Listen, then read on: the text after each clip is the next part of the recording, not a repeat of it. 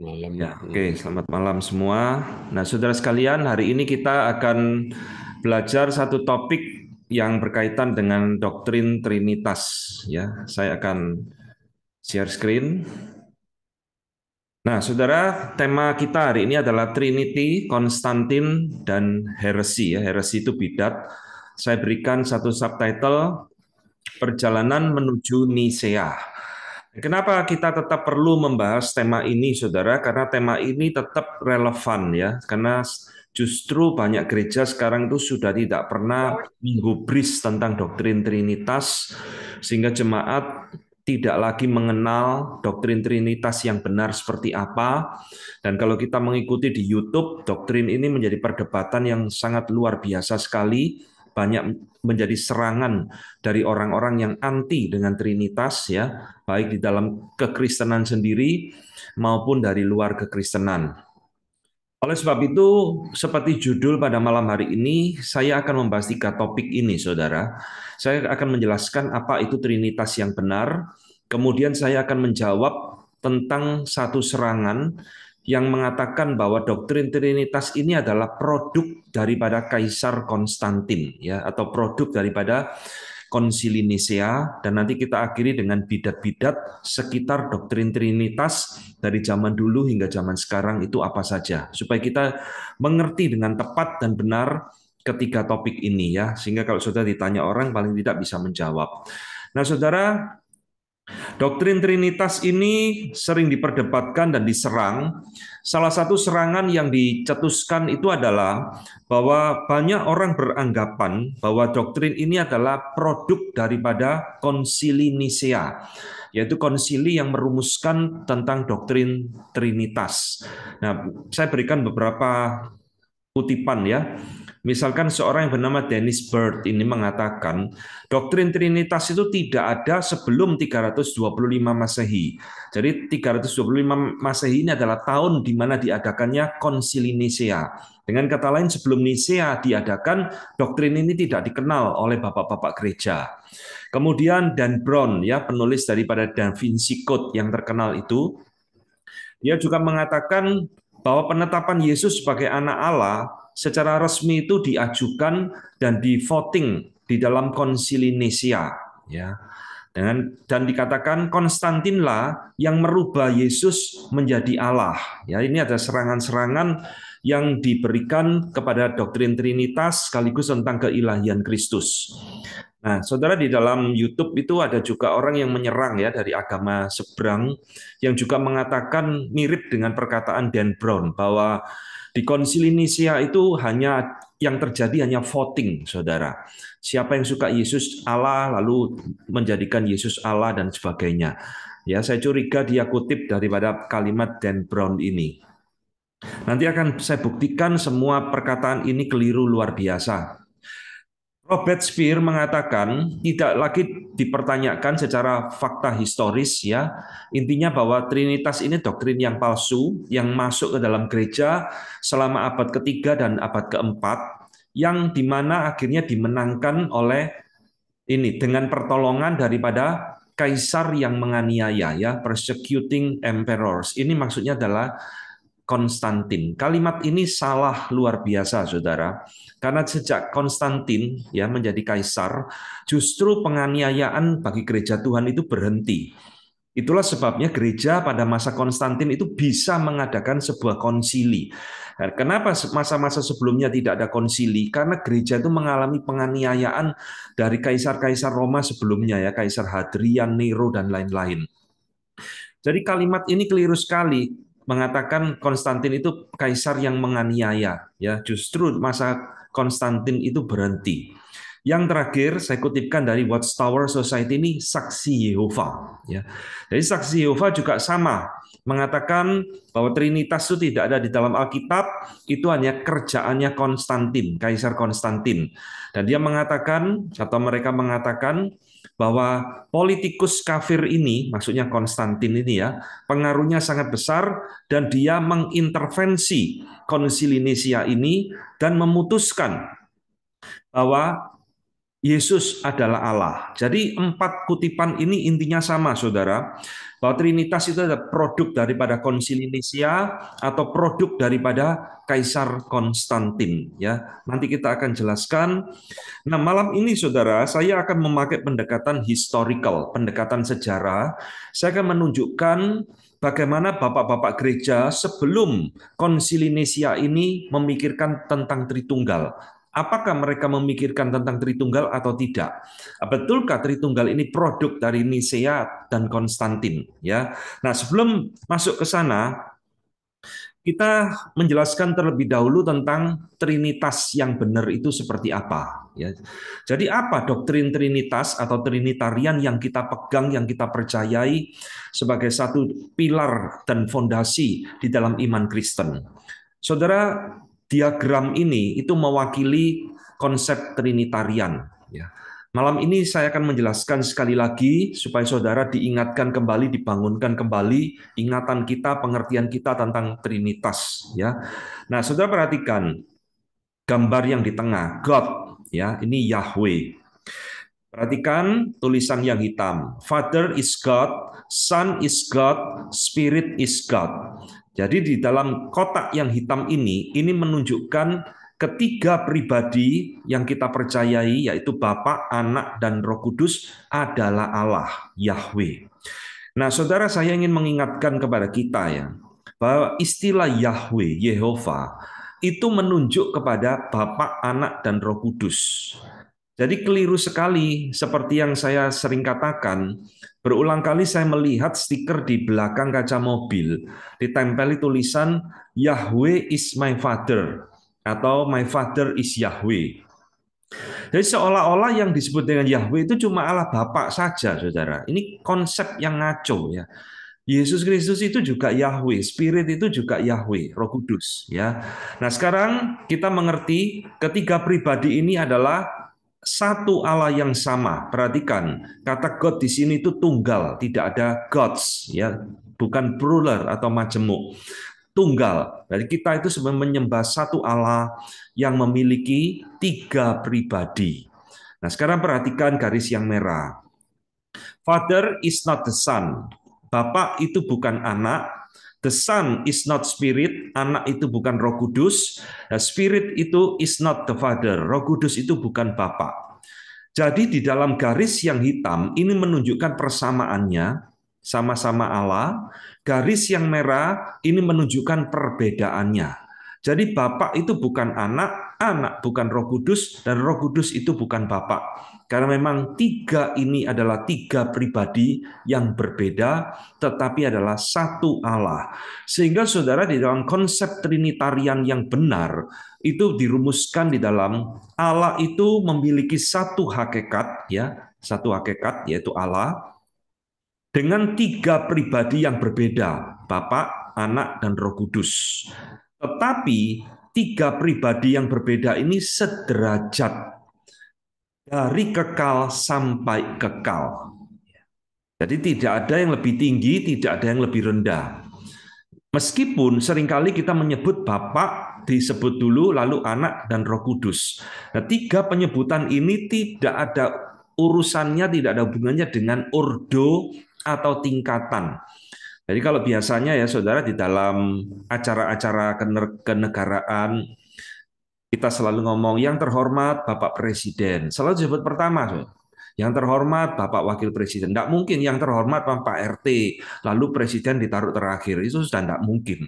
Karena itu bersangkut paut dengan ordo jabatan.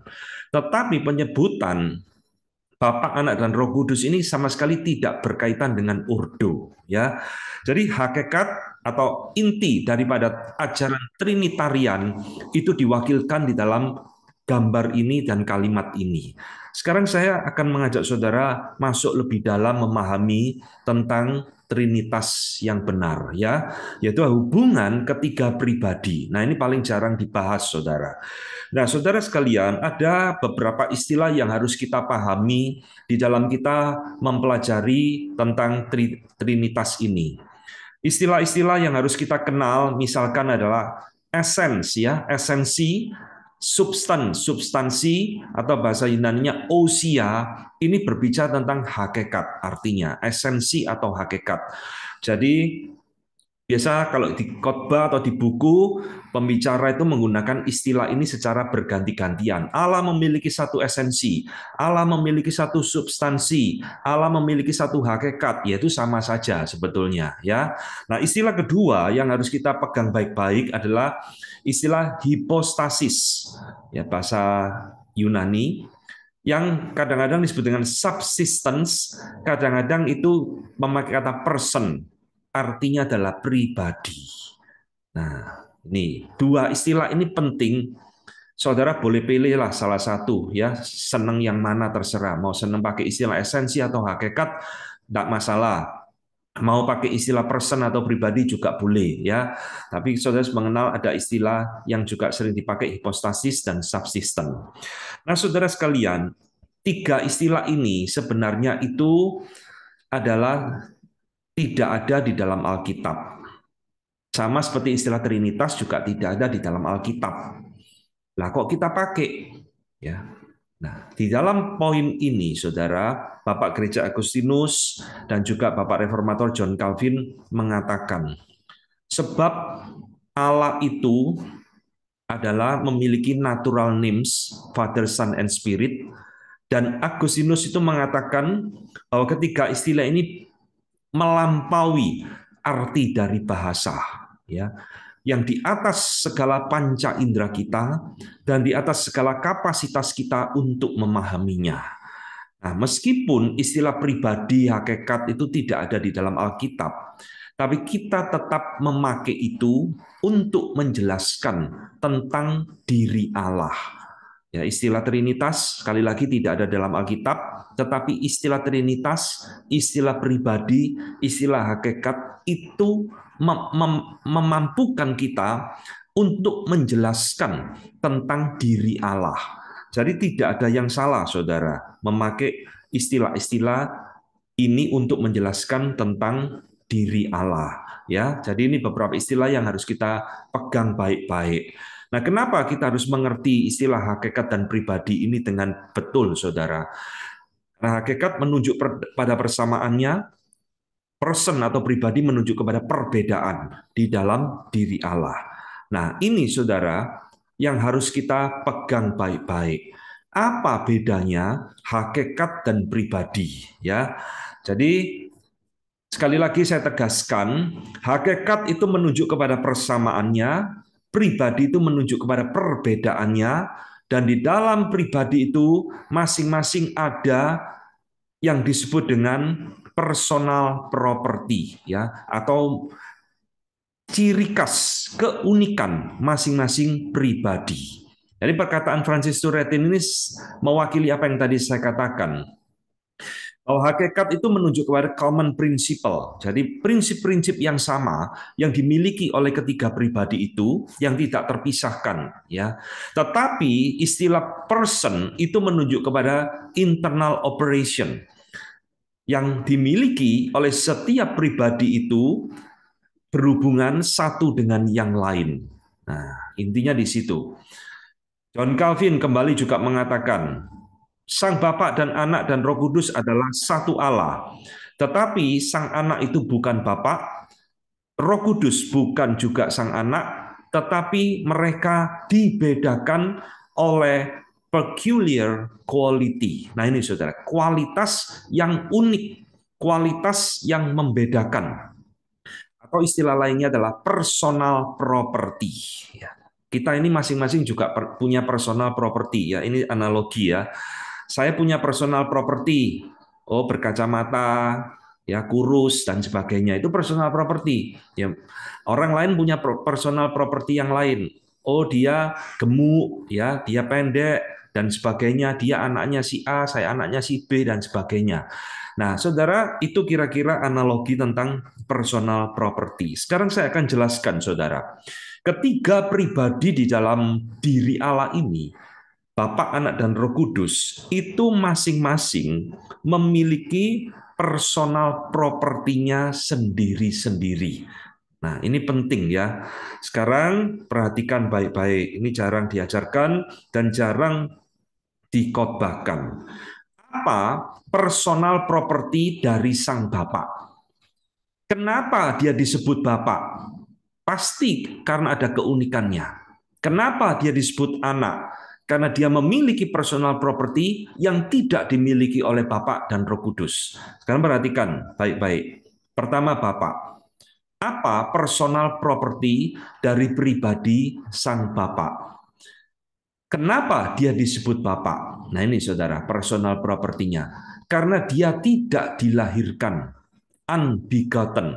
Bahasa Inggrisnya ya. Ini istilah-istilah yang dipakai di dalam para teolog-teolog menjelaskan personal property sang Bapa. Unbegotten, tidak dilahirkan. Melainkan dia melahirkan, begetting. Melahirkan siapa? Melahirkan sang anak. Nah, sekarang kita terjentok lagi dengan istilah. Kok Bapak melahirkan? Mana ibunya? Saudara, tadi Agustinus di depan sudah mengatakan, istilah Trinitas Bapa, Anak, dan Roh Kudus ini melampaui nalar manusia. Ya, bahasa ini adalah Allah itu mengakomodasikan dirinya, menyesuaikan dirinya dengan keterbatasan kita yang tidak mampu menyelami diri Allah. Sehingga dia memakai dan memperkenalkan diri dengan nama Bapa, Anak, dan Roh Kudus. Jadi konyol sekali kalau ada orang menyerang kekristenan. Bapak melahirkan, mana ibunya? Ya, itu konsep manusia, saudara. Kata melahirkan atau dilahirkan di sini itu tidak ada urusannya dengan seperti kita dilahirkan. Ya, nanti akan saya jelaskan tentang anak dilahirkan. Jadi inilah properti dari sang bapak. Dia tidak dilahirkan, tetapi dia yang melahirkan sang anak sejak di dalam kekekalan. Nah, ini dikenal dengan satu doktrin atau satu istilah primacy of the father, keutamaan sang bapak. Oke ya, sekarang sang anak. Apa personal propertinya sang anak? Anak, dia tidak melahirkan, unbegetting, tetapi dia dilahirkan, begotten. Dilahirkan oleh siapa? Oleh sang bapak. Kapan dia dilahirkan? Sejak di dalam kekekalan. Jadi bukan di dalam waktu. Semua kita ini lahir di dalam waktu. Ada tanggal lahirnya, bulannya, tahunnya, jamnya. Ya, kita lahir. Nah, itulah eksistensi kita. Tapi anak itu dilahirkan di dalam kekekalan sejak di dalam kekekalan. Inilah yang dikenal di dalam teologi kekristenan dengan istilah eternal generation of the son. Kelahiran anak di dalam kekekalan, ya. Jadi jangan pikir anak dilahirkan wah seperti kita dilahirkan melalui hubungan seksual orang tua kita. Tidak ada urusannya. Ini adalah istilah-istilah yang tidak ada analoginya dengan manusia. Ya, saudara, inilah personal property. Dia tidak dilahirkan, dia tidak melahirkan, tetapi dia dilahirkan. Maka ini disebut bapak, ini disebut anak. Sekarang personal property Roh Kudus apa? Yang tidak dimiliki bapak dan tidak dimiliki anak. Saudara, Roh Kudus memiliki personal property, dia unbegotten, tidak dilahirkan oleh Bapa. Dia juga tidak melahirkan siapa-siapa, saudara, unbegetting. Tetapi dikatakan Roh Kudus itu memiliki personal property, proceed, keluar dari Bapa dan Anak. Lagi ya, keluar ini jangan dikonotasikan seperti keluar masuk pintu, bukan ya. Ini nanti saya jelaskan berbicara tentang pribadi anak dan pribadi Roh Kudus. Keluar dari Bapak dan Anak. Dan inilah yang di dalam kekristenan dikenal dengan doktrin filioque. Ya. Filioque itu dari kata filia, anak. Jadi pribadi Roh Kudus itu tidak dilahirkan oleh Bapak, tetapi pribadi Roh Kudus itu keluar dari Bapak dan Anak, filioque. Ya, nah saudara, inilah personal property yang secara singkat saya jelaskan. pada masing-masing pribadi Allah Tritunggal, Bapa, Anak, dan Roh Kudus. Itulah sebabnya kita tidak bisa ngomong Bapak itu dilahirkan. Tidak ada, saudara. Itu bukan personal property Bapak. Bapak itu selalu melahirkan. Demikian juga anak, tidak bisa kita katakan anak melahirkan Roh Kudus. Tidak ada itu di dalam Alkitab. Ya, anak itu dilahirkan oleh Sang Bapa. Roh Kudus juga tidak kita katakan Roh Kudus yang melahirkan Bapak dan anak. Tidak boleh dibolak-balik. Ini personal property unik masing-masing pribadi, tidak boleh bertukar dan sebagainya. Ya, sehingga saudara, ketika kita mengenal personal property ini, kita simpulkan ini semua berbicara tentang masalah pribadi, bukan hakikat. Ya, ingat ya, ini berbicara tentang hubungan ketiga pribadi, Bapak dan Anak dan Roh Kudus. Ketika kita berbicara personal property ini berbicara tentang pribadi, bukan bicara hakikat. Kalau berbicara hakikat, semua sama, tidak ada bedanya, saudara. Tidak bisa dibedakan. Tetapi ini berbicara tentang perbedaan pribadi masing-masing di dalam diri Allah Tritunggal. Sehingga ketika kita bisa mengenal tadi personal property, sekarang kita bisa mengatakan pribadi sang anak itu berasal dari Bapak. Karena dia dilahirkan dari Bapak. Ya, Bapak dari mana? Tidak dari mana-mana. Maka tadi disebut dengan primacy of the Father, keutamaan sang Bapak. Pribadi Roh Kudus berasal dari Bapak dan Anak. Ini tadi doktrin filioque, ya. Nah, saudara mengerti sekarang ya. Relasi ketiga pribadi ini, pribadi Bapak tidak berasal dari siapa-siapa, maka dia disebut Bapak. Pribadi anak berasal dari sang Bapak, maka dia disebut sang anak. Pribadi Roh Kudus berasal dari Bapak dan anak, maka dia disebut dengan Roh Kudus. Sehingga para teolog menyimpulkan di dalam Trinitas semua personal property yang tadi saya jelaskan disingkat menjadi tiga istilah. Paternitas, berarti ini personal property miliknya sang Bapak ya. Pater itu kan Bapak. Personal property anak disingkat dengan istilah filiatio, ya. Filio, istilah anak. Filia itu anak. Dan spiratio, ini menunjuk kepada personal property dari Roh Kudus. Dia keluar dari Bapak dan anak. Saudara, inilah pembedaan tiga pribadi di dalam diri Trinitas yang unik. Dan sekali lagi, personal property ini tidak boleh ditukar-tukar, saudara. Tidak bisa. Ya, ini milik masing-masing pribadi yang tidak bisa diganti-ganti. Sehingga seorang teolog Reform abad 16, ya, Edward Leith mengatakan, personal property dari sang Bapa adalah melahirkan, personal property dari sang anak dikatakan dilahirkan, dan Roh Kudus, ya, Holy Ghost. Jadi di dalam buku-buku kuno, saudara harus tahu ya, Roh Kudus itu sering dituliskan dengan Holy Ghost, bukan Holy Spirit. Tapi ini menunjuk kepada Holy Spirit. Holy Ghost dikatakan proceed, keluar, ya, dari sang Bapa dan anak. Sang Bapa hanya melahirkan, sang anak hanya dilahirkan, dan Roh Kudus hanya keluar dari sang Bapa dan anak. Jadi inilah saudara, hubungan ketiga pribadi di dalam personal property mereka yang unik.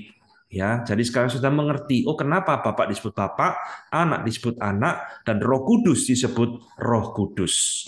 Sehingga Calvin mengatakan, saudara, kita berkata bahwa keilahian di dalam absolute sense, di dalam arti yang absolut, berarti menunjuk kepada hakikat, ya, hakikat diri Allah itu sendiri, exists of itself, ada pada dirinya sendiri.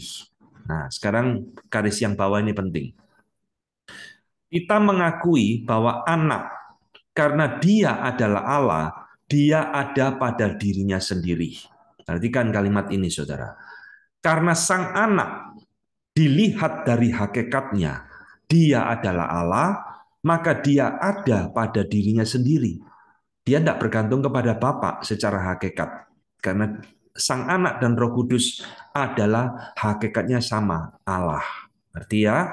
Nah, tetapi kalimat di belakang, but not in respect of his person. Tetapi tidak demikian dengan pribadinya, maksudnya pribadi sang anak. Ya, karena dia adalah anak, kita katakan dia ada dari sang Bapa di dalam pribadinya. Ini yang tadi saya katakan, sang anak dilahirkan oleh sang Bapa, bukan di dalam pengertian hakikat, tetapi di dalam pengertian pribadinya. Maka Calvin mengatakan, hakikatnya dia, sang anak, tanpa ada permulaan.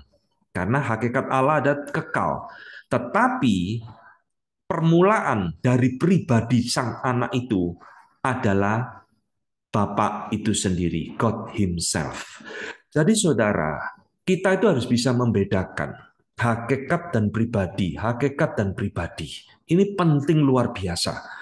Nanti akan saya tunjukkan ya, kegagalan seseorang atau kegagalan siapapun membedakan hakikat dan pribadi. Inilah akar munculnya bidat Trinitas. Saudara sebutkan bidat Trinitas apa? Pasti konsep hakikat dan pribadinya ngaco. Ya.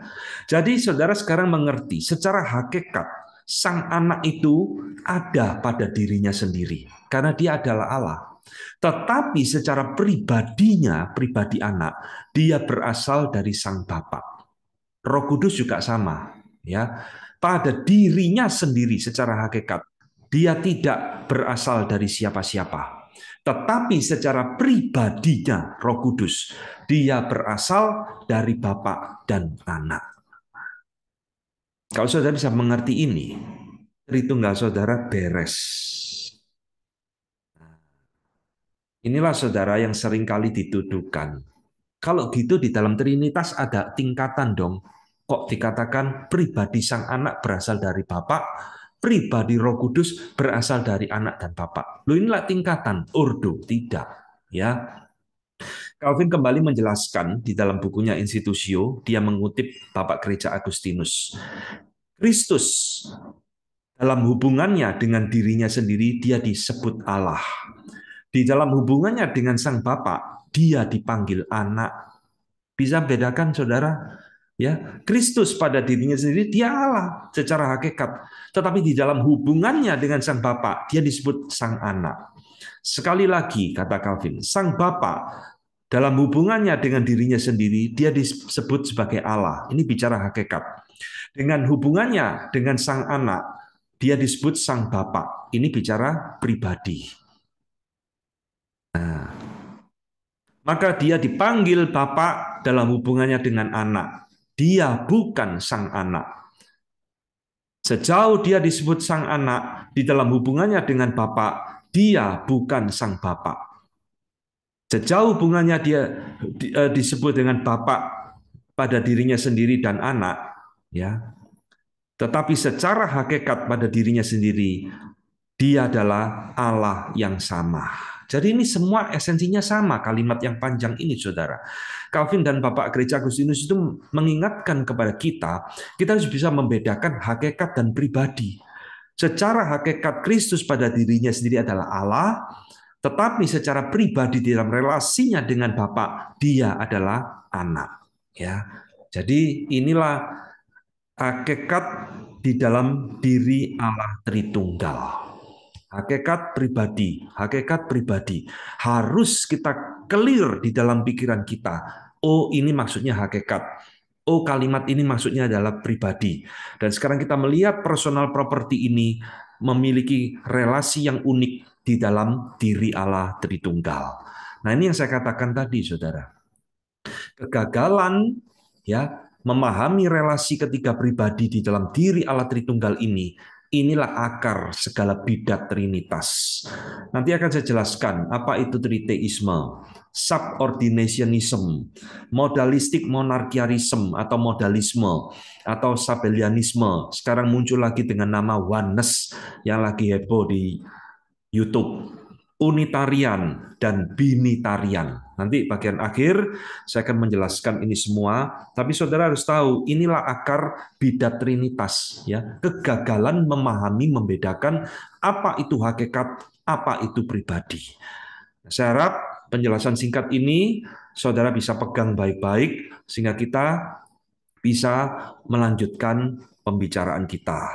Nah, sekarang saya akan jelaskan, saudara. Betul nggak sih Trinitas itu adalah produk daripada Nisea, produk daripada Konstantin, Kaisar Konstantin, ya akal-akalannya Konstantin aja ini Trinitas.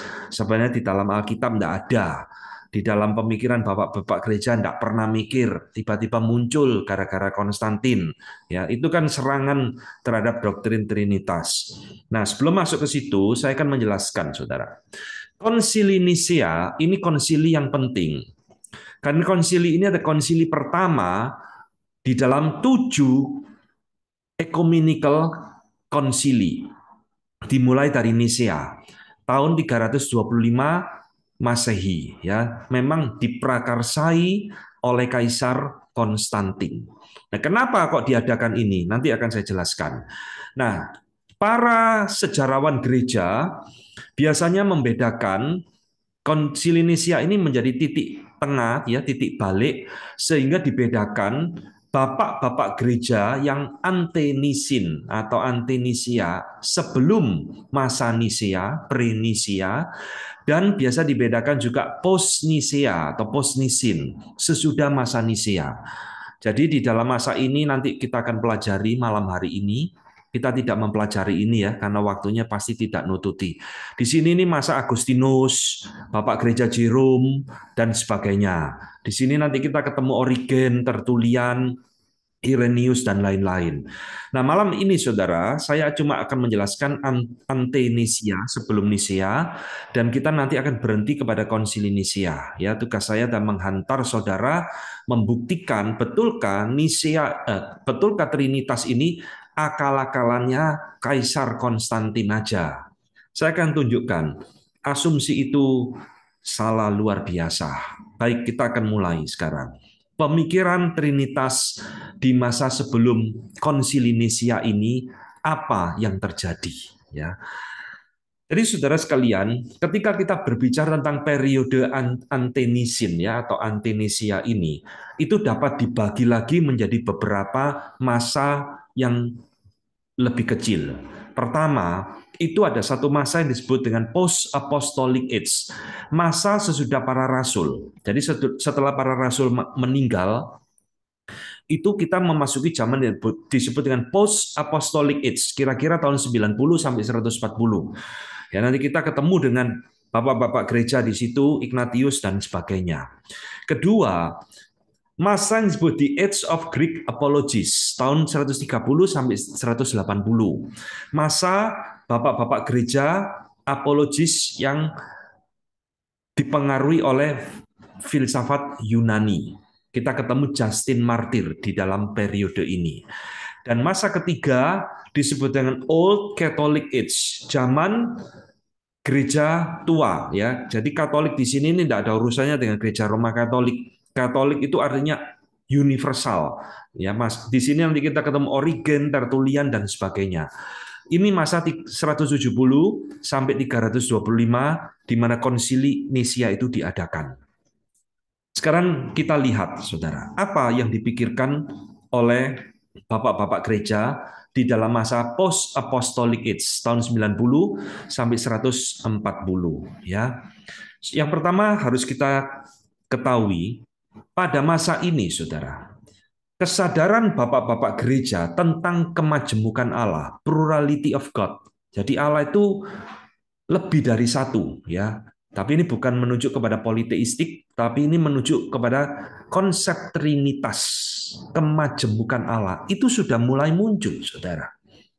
Saya buktikan dari banyak kutipan.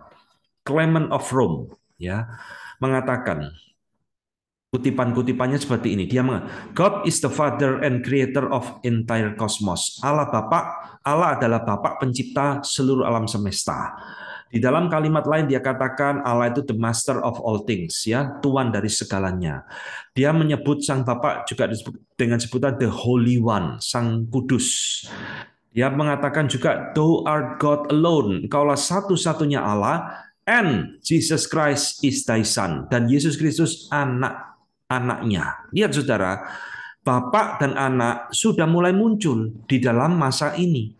Our Lord Jesus Christ, Tuhan kita Yesus Kristus adalah cahaya kemuliaan Allah. Yesus Kristus sudah mulai disebut dengan our Lord, Tuhan kita.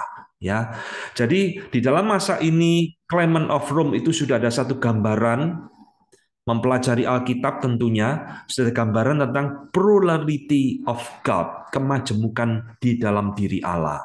Di dalam suratnya saudara, 1 Clement pasal 46, dia mengatakan, bukankah kita semua memiliki satu Allah dan satu Kristus? Dan bukankah di situ ada satu roh anugerah yang dicurahkan bagi kita? Lihat saudara, konsep Tritunggal sudah ada. One God, one Christ, and one Spirit. Ya, ini Clement of Rome. Nah, di dalam diri Bapak Gereja yang lain, Ignatius misalkan pernah mengatakan, there is one God, cuma ada satu Allah yang menyatakan dirinya melalui anaknya Yesus Kristus, dan seterusnya. Jadi konsep tentang Allah, tentang Yesus Kristus, anak Allah, sudah ada di dalam pemikiran Ignatius. For our God, sebab Allah kita, Jesus the Christ. Saudara, kalimat ini jelas sekali ya. Yesus Kristus bagi Ignatius adalah our God, Allah kita. Jadi di dalam masa ini, Kristus itu sudah diperhitungkan sebagai Allah, saudara. Dikandung oleh Maria sesuai dengan rencana Allah, dia ada keturunan David dan melalui Roh Kudus. Holy Spirit sudah muncul di dalam kalimat ini. Ya, Ignatius di dalam kalimat lain juga mengatakan yang sama, ya. Allah itu, ini yang saya garis bawah ya, when God appear in human form, ketika Allah itu menampakkan diri di dalam wujud manusia. Ini bicara tentang Kristus yang berinkarnasi, saudara. Di dalam pemikiran Ignatius, Kristus itu berinkarnasi. Kalimat yang lain, for our God Jesus Christ, sebab Allah kita yaitu Yesus Kristus sekarang lebih kelihatan, ya, that he is in the Father, bahwa dia ada di dalam Sang Bapa. Ya, Yesus disebut our God kembali oleh Ignatius. Di sini juga muncul istilah Father. Di dalam kalimat-kalimat lain, Ignatius mengatakan Yesus ada bersama dengan Bapa sebelum segala zaman, artinya sejak di dalam kekekalan. Came forth from the unique Father, dia dilahirkan oleh Sang Bapa bersama-sama dengan dia dan dia kembali kepada Sang Bapa. Ya, ini bicara tentang setelah kebangkitannya. Jadi selalu muncul pluralitas di dalam diri Allah. Allah ada kemajemukan di dalam dirinya. Dan tentang Roh Kudus, Ignatius mengatakan Allah kita, Yesus Kristus, ya, dikandung oleh Maria. Ini tadi yang saya kutip ya. Sekarang dia sebut sesuai rencana Allah dan dari Roh Kudus. Lihat, our God Jesus Christ, Roh Kudus muncul di dalam banyak kutipan daripada Bapak Gereja Ignatius. Bagaimana dengan Bapak Gereja yang lain seperti Polikarpus di dalam zaman post-apostolic age ini? Saudara perhatikan, Polikarpus mengatakan, aku memuji engkau, aku memberkati engkau, aku memuliakan engkau melalui imam besar yang kekal dan surgawi, yaitu Yesus Kristus, hambamu yang engkau kasihi. Melaluinya kemuliaan dinyatakan dan Roh Kudus, ya, saat ini dan segala zaman. Amin. Jadi intinya saudara, di dalam kalimat yang dikatakan oleh Polikarpus ini, Allah Tritunggal itu sudah muncul. Aku memuliakan engkau, engkau di sini Sang Bapa, melalui anakmu, hambamu, imam besar, yaitu Yesus Kristus dan Roh Kudus. Sudah muncul saudara. Di dalam kalimat yang lain, Polikarpus juga mengatakan, believe in our Lord and God Jesus Christ. Ya. Percaya kepada Tuhan dan Allah Yesus Kristus dan Bapaknya and His Father yang membangkitkan dia dari kematian. Jadi di dalam kalimat ini saudara, Polikarpus sudah sama seperti Ignatius tadi sudah menganggap dan menilai bahwa Yesus Kristus itu adalah Tuhan dan Allah. Keilahian Kristus sudah muncul di dalam kalimat itu. Di dalam masa post apostolic age ini juga muncul seorang teolog yang bernama Hermas, ya. Di dalam bukunya Shepherd of Hermas, Hermas mengatakan sebelum inkarnasi yang ada cuma dua pribadi, yaitu Bapa dan Anak. Di dalam kekekalan, Roh Kudus itu tidak lain tidak bukan adalah Sang Anak itu sendiri. Nah, ini pandangan yang keliru, saudara. Nah, pandangan ini yang hanya mengakui dua pribadi, ya, itu disebut dengan binitarian, bukan trinitarian. Bi itu kan artinya dua, bilateral, ya. Itu bi itu artinya dua. Jadi ajaran yang mengatakan atau yang memegang satu pandangan di dalam diri Allah cuma ada dua pribadi, Bapa dan Anak, itu disebut dengan binitarian. Ini jelas pandangan yang keliru, saudara. Pandangan yang menyesatkan. Dipegang oleh Bapak Gereja namanya Hermas. Tetapi poin yang ingin saya katakan, meskipun pandangan ini keliru, bukan trinitarian, tapi di dalam pikiran daripada bapak-bapak post apostolic age ini, itu sudah ada konsep tentang kemajemukan di dalam diri Allah. Sehingga kesimpulannya seperti ini. Pada masa ini ya, konsep tentang Trinitas itu belum muncul, saudara. Belum terkonsep dengan benar seperti yang tadi saya jelaskan di depan. Personal property, hubungan bapak dan anak, dan sebagainya, hakikat dan pribadi dan lain itu belum ada. Ya. Namun tadi yang saya jelaskan ini sudah sangat clear. Bapak-bapak gereja ini sudah melihat kemajemukan di dalam diri Allah. Meskipun tidak jelas, masih samar-samar, bahkan bisa menyesatkan seperti pandangan Hermas yang barusan saya sebutkan, binitarian. Saudara nangkep maksud saya. Meskipun di awal masa sesudah para rasul mati, diteruskan oleh bapak-bapak gereja, mereka sudah memiliki konsep kemajemukan di dalam diri Allah. Dan ini ditegaskan oleh seorang teolog, ya, historical sejarawan gereja G.N.D. Kelly mengatakan tentang doktrin Trinitas di dalam arti yang ketat seperti yang sekarang dirumuskan dalam Nisea yang kita pegang tadi. Tentu saja itu tidak ada, kata Kelly. Meskipun di dalam diri bapak-bapak gereja pada masa itu triadik formula segitiga Bapa, Anak, dan Roh Kudus itu telah meninggalkan jejaknya di mana-mana. Left its mark everywhere. Ini yang tadi kita pelajari, Clement of Rome, Polycarpus, Ignatius, dan sebagainya. Semua berbicara Bapa, Anak, ada Roh Kudus. Meskipun konsep mereka masih belum jelas, belum terstruktur dengan baik. Ya, inilah masa post apostolic age. Sekarang kita masuk di dalam masa kedua. Masa disebut dengan Greek Apologies. Tahun 130 sampai 180. Apa yang terjadi di dalam masa ini? Pada masa ini kita bertemu dengan bapak-bapak gereja, Marcianus Aristides, Flavius Justinus, yang kita kenal dengan nama Justin Martyr, dan muridnya Tatian, ya, Melito of Sardis, dan Theophilus Antiochia, Athenagoras, dan lain-lain.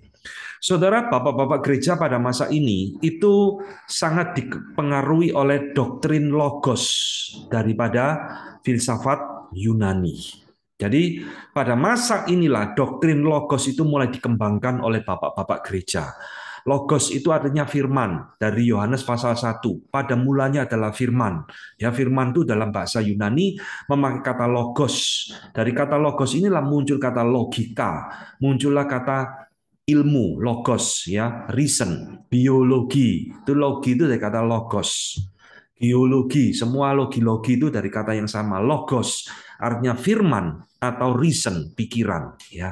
Nah, pada masa ini, saudara, bapak-bapak gereja itu mengembangkan doktrin tentang logos. Logos tidak lain tidak bukan adalah Kristus itu sendiri, ya. Nah, di dalam masa ini Mereka sangat dipengaruhi oleh konsep logos dari seorang Yahudi yang bernama Philo dari Alexandria. Philo ini juga banyak berbicara tentang logos yang mempengaruhi bapak-bapak gereja ini, tetapi bukan berarti mereka dipengaruhi 100% ya. Dan mereka juga dipengaruhi oleh beberapa pemikiran dari Stoicisme, filsafat Yunani Stoik yang juga berbicara tentang logos. Tetapi logos di dalam konsep philo dan logos di dalam konsep filsafat Stoik itu bukan logos yang berpribadi. Logos di dalam Alkitab yang dipakai oleh Yohanes adalah logos yang berpribadi. Jelas itu menunjuk kepada Yesus Kristus, Sang Firman. Ya, jadi istilahnya sama, tapi pengertiannya sangat berbeda. Nah, saudara, Justin Martyr di dalam periode ini menjadi pokok pembahasan kita ya. Jadi saya tidak membahas yang lain, saudara, ke waktunya pasti tidak nututi. Saya hanya memfokuskan kepada pemikiran seorang bapak gereja yang terkenal pada masa ini, Justin Martyr. Ya, kenapa disebut martir? Ya, karena memang dia matinya secara martir, ya, mati syahid. Nah, Justin Martyr mengatakan logos ini adalah penghubung antara manusia dengan Allah. Jika Allah itu begitu jauh, ya, Allah begitu kudus, manusia ada di dunia berdosa, tidak mungkin mereka berhubungan. Itu diperantarai oleh satu pribadi yang namanya Logos. Nah, Justin Martin mengatakan, Logos itulah yang memberikan pengenalan kita tentang diri Allah. Logos itu tidak lain tidak bukan adalah Father's rational thought. Logos adalah pikiran rasional dari sang Bapa itu sendiri. Ya. Nah, jadi seolah-olah logos itu merupakan bagian pikiran dari sang Bapa. Ini pemikiran konsep logos daripada Justin Martyr. Sehingga Stephen Hildebrand sudah di dalam bukunya mengatakan, above all ya, lebih dari semuanya, kita tidak boleh kehilangan ingatan bahwa maksud daripada Justin, teologi logosnya Justin, itu bukan berbicara tentang logosnya Stoicisme, bukan bicara tentang logosnya Platonisme atau Philo dan sebagainya, tetapi itu berbicara tentang Yesus Kristus. Jadi saudara ingat ya, meskipun Justin Martyr dan kawan-kawan pada masa ini dipengaruhi oleh filsafat Yunani logos, tapi itu bukan berbicara tentang konsep logos mereka, tapi berbicara tentang Yesus Kristus sebagai logos. Nah, menurut Martyr, Justin Martyr, tugas logos itu ada dua. Pertama, logos itu menjadi tangan kanan Bapa di dalam mencipta, menopang alam semesta. Dan kedua, logos ini menyatakan kebenaran kepada manusia. Nah, inilah yang disebut dengan istilah economic trinity, ya, trinitas yang bersifat ekonomikal. Artinya, logos sang anak itu menjadi ada karena faktor penciptaan, faktor penebusan, dan sebagainya. Maka disebut dengan economical trinity. Nah, biasanya ini dibedakan dengan istilah ontological trinity, sejak di dalam kekekalan. Nah, saudara, bagi bapak-bapak gereja di dalam masa ini, Yesus Kristus itu ada, Roh Kudus itu ada, menjadi tangan kanan Bapa di dalam mencipta dan di dalam menyelamatkan manusia. Ya, economical trinity. Sehingga Justin Martyr sering menyebut di dalam relasinya dengan sang Bapa, Logos itu adalah God's offspring, benih ilahi, ya, anaknya, only son, satu-satunya anak. Jadi konsep Logos sebagai anak Bapa itu sudah ada di dalam dirinya Justin Martyr. Meskipun sekali lagi Justin Martyr itu belum jelas konsep tentang trinitasnya. Jadi Martyr mengatakan, izinkan saya pertama-tama untuk mengingatkan kepada nubuatan-nubuatan, maksudnya dalam perjanjian lama ya, yang aku ingin buktikan bahwa Kristus disebut sebagai Allah dan Lord of Hosts, Tuhan atas semesta. Lihat saudara, Justin Martyr juga mengatakan Kristus itu disebut kedua-duanya sebagai Allah dan sebagai Tuhan atas alam semesta ini. Jadi Kristus sebagai Allah itu juga sudah ditegaskan kembali di dalam masa ini, ya. Martir mengatakan kembali di dalam kalimat yang lain tentang Yesus Kristus, He was God, Dia adalah Allah, anak satu-satunya, tidak anak satu-satunya Allah dari Allah yang tidak dilahirkan dan yang tidak berubah.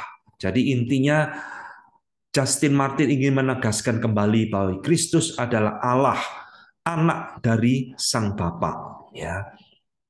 Di dalam kalimat yang lain, Martin juga mengatakan logos pada dirinya sendiri itu mengambil natur dan bentuk, akhirnya menjadi manusia, dan dia disebut sebagai Yesus Kristus. Ini bicara tentang inkarnasi Yesus. Logos anak Allah itu mengambil bentuk manusia sebagai Yesus Kristus, ya. Sama saudara seperti Bapak Gereja pendahulunya. Nah, Justin Martyr di dalam tulisan-tulisannya dia membedakan Bapa itu sebagai transcendent God, Allah yang transcendent, Allah yang ada di atas sana, ya. Dan Yesus sebagai imanen, Immanuel, Allah yang dekat dengan kita, Allah yang ada di bawah kita, di bawah, ya. Bapa di atas, Yesus di bawah. Nah, saudara, karena beberapa istilah-istilah yang dipakai oleh Justin Martyr ini, Justin Martyr itu sering ditafsirkan oleh para teolog-teolog yang mempelajari pemikirannya dia, sering ditafsirkan pemikiran Justin Martyr ini menjurus kepada subordinationism. Subordination itu ada tingkatan-tingkatan. Bapak lebih tinggi dari anak, anak lebih tinggi dari Roh Kudus. Ada urdu, ada hierarki, subordination, ya. Meskipun dia sendiri tidak pernah menyatakannya. Jadi ini sekedar tafsiran, saudara.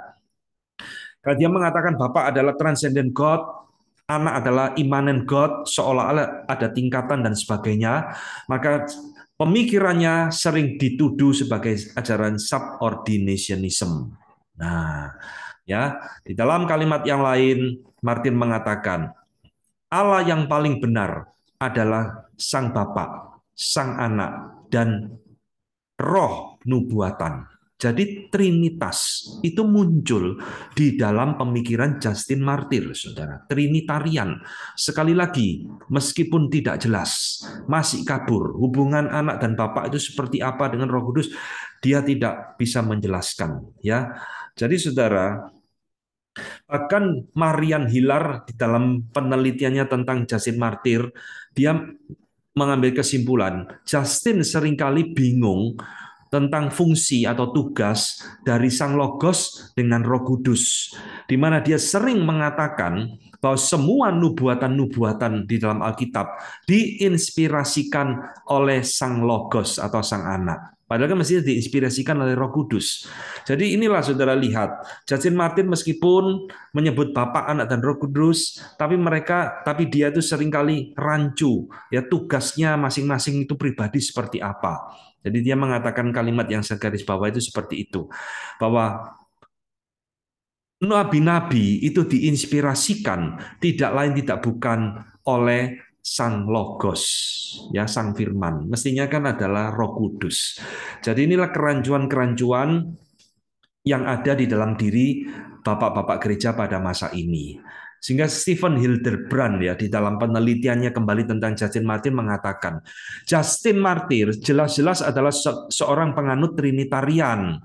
Meskipun di dalam formulasi penulisan teologianya dia, tulisan-tulisannya, dia kadang-kadang Trinitarian, kadang-kadang Binitarian. Nah, karena dia masih bingung, saudara, relasi Roh Kudus dengan Sang Anak itu seperti apa. Kadang-kadang rancu. Padahal sebenarnya dia penganut Trinitarian. Tapi kadang-kadang dia seolah-olah menjadi binitarian. Sekarang saya berikan kesimpulan di dalam masa ini itu apa kesimpulannya, ya. Pertama, istilah Allah Bapa, God the Father, yang dipakai oleh bapak-bapak gereja pada masa ini, itu mereka pakai tidak menunjuk kepada Trinitas seperti yang sekarang kita pahami. Tetapi mereka menyebut anak, mereka menyebut Roh Kudus, ya, itu nanti di dalam konsep economical trinity. Dan mereka menyebut God the Father itu sebatas Allah sebagai pencipta segala sesuatu. Tidak menunjuk Father ini di dalam relasi dengan Sang Anak dan Roh Kudus sejelas sekarang yang kita pahami tentang Allah Tritunggal. Kedua, istilah anak yang diberikan kepada Logos di dalam masa ini itu bagi mereka bukan di dalam konsep sejak kekekalan, ya, melainkan di dalam konteks penciptaan atau keselamatan. Jadi anak itu ada karena Bapak mau mencipta, mau menyelamatkan kita. Roh Kudus ada juga karena dalam konteks penciptaan dan keselamatan. Nah, ini ya, saudara bisa membedakan. Ya, jadi relasi Bapak dan anak itu menurut Bapak-bapak gereja pada masa ini itu tidak seperti Trinitas yang kita pahami. Ini istilah yang dikenal dengan ekonomik Trinitarian. Jadi logos itu dibedakan dengan Bapak bukan sejak dari kekekalan, melainkan dibedakan karena ada penciptaan, karena ada penebusan. Nah, kalau tidak ada itu, ya mungkin logos tidak muncul, Roh Kudus tidak muncul. Nah, kira-kira seperti itu konsep mereka tentang Trinitas. Ya, ketiga, dengan demikian logos itu sering dipahami lebih rendah dari sang Bapa. Ini yang tadi subordinationism. Jadi bapak-bapak gereja pada masa ini, saudara sekalian, itu seringkali jatuh kepada pemahaman subordinationism. Bapak itu ada lebih dulu, lalu dia karena mau mencipta, lalu karena dia mau menebus, maka lahirlah Sang Anak dan Roh Kudus. Sehingga di dalam pemikiran mereka, sadar atau tidak disadari, mereka menganggap Bapa itu lebih besar, lebih tinggi daripada Anak dan Roh Kudus. Subordinate, ya. Jadi ini yang katakan oleh Marian Hillard. Dia mengatakan tidak ada trinitas di dalam tulisan-tulisannya Justin Martyr. Nah, saudara tadi membaca Stephen Hildebrand mengatakan Justin Martyr pada dasarnya adalah penganut Trinitarian. Marian Hillard mengatakan tidak ada trinitas di dalam tulisannya Justin Martyr. Ya, dia hanya percaya kepada satu Allah, Logos dan Holy Spirit itu adalah memiliki subordinate ranks, ranking yang lebih rendah dari Sang Bapa. Ya. Jadi kalau bisa saya simpulkan, sebenarnya di dalam pemikiran Justin Martyr ini ada Trinitarian. Tapi Trinitariannya tidak seperti kita. Dia jatuh kepada pandangan subordination. Ada ranking-ranking, urutan-urutan, derajat di dalam diri Allah Tritunggal. Ya, Logos dan Holy Spirit lebih rendah dari Sang Bapa. Nah, ini yang kedua dan yang ketiga. Ini kesimpulan dari Marian Hillard. Ya, dengan kata lain, ini adalah keempat, konsep Trinitas di dalam masa ini juga masih sama dengan masa sebelumnya, masih kabur, tidak sejelas yang kita pahami sekarang ini. Tidak ada istilah pribadi yang dipakai, dan tidak ada kejelasan relasi di dalam masing-masing pribadi. Anak, Bapak, dan Roh Kudus itu jelasnya seperti apa relasi. Mereka masih belum bisa menjabarkan dengan gamblang. Sehingga G.N.D. Kelly, saudara, kembali mengatakan, memang benar bahwa mereka kekurangan kosakata yang bersifat teknikal, ya, yaitu pribadi, hakikat. Nah, itu tidak ada pada masa ini, belum muncul itu. Itu nanti muncul pada masa Nisea. Ya, mereka kekurangan ini dan tidak ditemukan di dalam tulisan-tulisannya untuk menggambarkan perbedaan kekal di dalam dirinya Allah, personal property. Tidak bisa jelaskan dengan baik mereka. Tetapi, nah ini saudara, mereka memahami bahwa perbedaan itu ada di dalam diri mereka, tidak diragukan lagi. Maksudnya di dalam diri Allah itu ada perbedaan, tidak diragukan lagi. Paham ya? Mereka sadar Alkitab menunjukkan ada kemajemukan di dalam diri Allah. Ada Bapa, Anak, dan Roh Kudus. Tapi mereka tidak bisa menghubungkan dengan jelas. Ini hubungannya seperti apa ya? Ketiga pribadi ini. Nah, itu loh. Ya, jadi masih mirip-mirip dengan masa sebelumnya. Sekarang kita masuk di dalam masa ketiga, Old Catholic Age 170 sampai masa Nisea 325. Saudara, pada masa ini kita bertemu dengan bapak-bapak gereja Irenaeus, Clement of Alexandria, Origen, Tertullian. Tentunya saya tidak bisa bahas semua, saya akan fokuskan nanti banyak kepada Origen, karena Origen ini bapak gereja yang kontroversial, saudara. Irenaeus juga sama dipengaruhi oleh Greek apologist, dipengaruhi oleh Justin Martyr masa sebelumnya. Yesus dan Roh Kudus menurut Irenaeus itu muncul di dalam konteks ekonomikal trinitarian karena ada penciptaan, karena ada penebusan. Maka muncullah Yesus, muncullah Roh Kudus. Sehingga menurut Irenaeus, Yesus dan Roh Kudus itu disebut sebagai the hand of God, tangannya Allah, tangan kanan dan tangan kirinya Tuhan.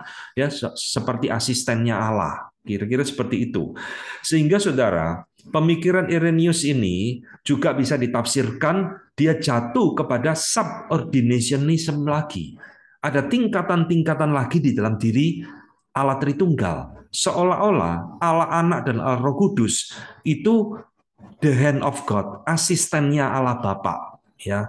Nah, Robert Letham di dalam bukunya tentang Trinitas mengatakan, pada pandangan pertama, ya, ketika kita membaca tulisannya Irenaeus, this seems seolah-olah kelihatannya subordinate the Son and the Spirit, merendahkan atau membuat Anak dan Roh Kudus itu lebih rendah dari Bapa, semata-mata menjadi God's agent, ya, agennya Sang Allah saja.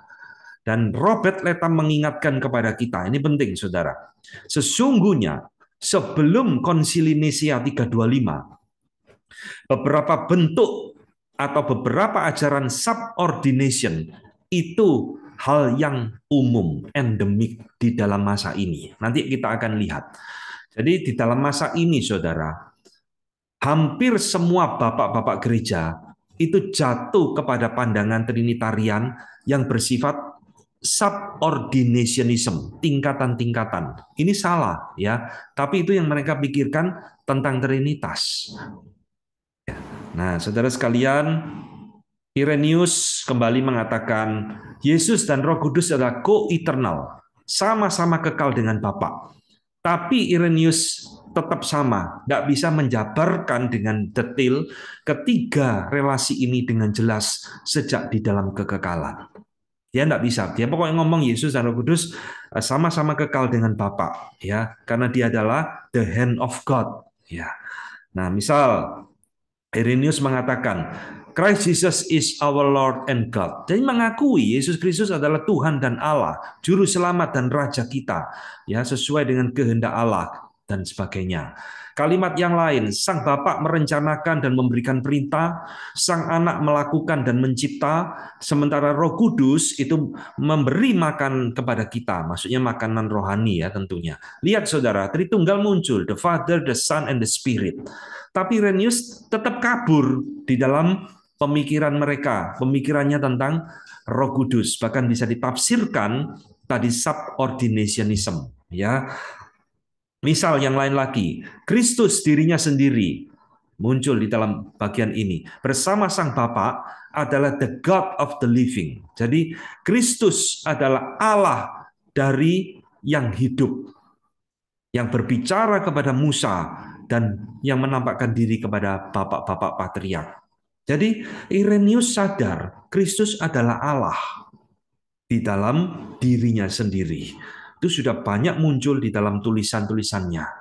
Pada masa ini juga muncul Clement of Alexandria mengatakan this word, Sang Firman ini adalah Kristus yang muncul sebagai manusia dan dia pada dirinya adalah kedua-duanya, God and man, Allah dan manusia. Sudah mengenal dua natur Kristus, Allah dan manusia. Clement of Alexandria, ya, tentang Kristus. Nah, saudara, sekarang saya akan bicara tentang Origen cukup panjang. Karena Origen ini cukup kontroversial. Nah, pemikiran Origen tentang Trinitas ini juga bersifat economical Trinity, saudara. Kristus dan Roh Kudus itu ada karena ada penciptaan, karena ada penebusan. Jadi ditugasi, diberi tugas oleh Sang Bapa. untuk menebus, untuk mencipta, dan sebagainya. Economical Trinity. Nah, salah satu pemikiran Origen yang diterima oleh bapak-bapak gereja yang lain, termasuk oleh para reformator, adalah doktrin yang tadi saya perkenalkan di depan, eternal generation of the Son. Kelahiran anak sejak di dalam kekekalan. Ini dicetuskan oleh Origen. Jadi Yesus, sekali lagi saya ingatkan, secara pribadi dia dilahirkan oleh Sang Bapa di dalam kekekalan. Maka dia disebut anak, dia memanggil Bapa. Itu relasi antara anak dengan Bapa, ya. Eternal generation of the Son. Sehingga Origen mengatakan tidak ada satu masa di mana sang anak itu tidak ada atau sang bapak itu tidak atau sang bapak itu ada tanpa sang anak. Jadi di dalam kalimat ini Origen mengatakan anak itu kekal. Tidak ada satu momen di mana Allah itu sang anak itu tidak berada. Dia ada sejak kekekalan. Atau sang bapak itu ada tanpa sang anak. Tidak mungkin, kata Origen. Di mana ada Bapa, selalu ada anak. Di mana ada anak, selalu ada Bapa. Karena anak dilahirkan oleh sang Bapa sejak di dalam kekekalan. Berarti tidak ada awal, tidak ada akhir. Ya, ini pemikiran Origen yang baik sekali sudah diterima oleh teologi reform hingga saat ini dan teolog-teolog yang lain. Tapi sayang saudara, pemikiran Origen ini meskipun mengatakan Yesus itu dilahirkan oleh Sang Bapa sejak di dalam kekekalan, tapi di dalam konsepnya Origen, Yesus ini hanya masuk di dalam kategori sebagai ciptaan. Meskipun dia kekal, tapi dia ini ciptaan. Nah, ini yang keliru di dalam pemikirannya Origen. Dia pernah mengatakan, Sang Anak dan Sang Roh Kudus, ya, itu bukan autotheos, bukan Allah pada dirinya sendiri. Sebab mereka dibagi keilahiannya dari Sang Bapa. Nah ini saudara, ini kalimat yang sering ditafsirkan bahwa Anak dan Roh Kudus itu bukan Allah pada hakikatnya sendiri, tetapi secara hakikat keilahian Anak dan Roh Kudus berasal dari Sang Bapa. Tadi di depan awal sekali saya mengatakan, Anak dan Roh Kudus secara hakikat pada dirinya sendiri adalah Allah, bukan dari Bapa, tetapi pribadi Sang Anak dari Bapa, pribadi Roh Kudus dari Bapa dan Anak. Tapi bagi Origen enggak. Yang datang dari Bapa itu adalah hakikat Sang Anak dan Roh Kudus. Nah ini, neither the Son nor the Spirit is autotheos, God of Himself. Jadi anak dan Roh Kudus secara hakikat menurut Origen bergantung dan berasal dari Sang Bapa. Nah, ini yang keliru, Saudara. Ya.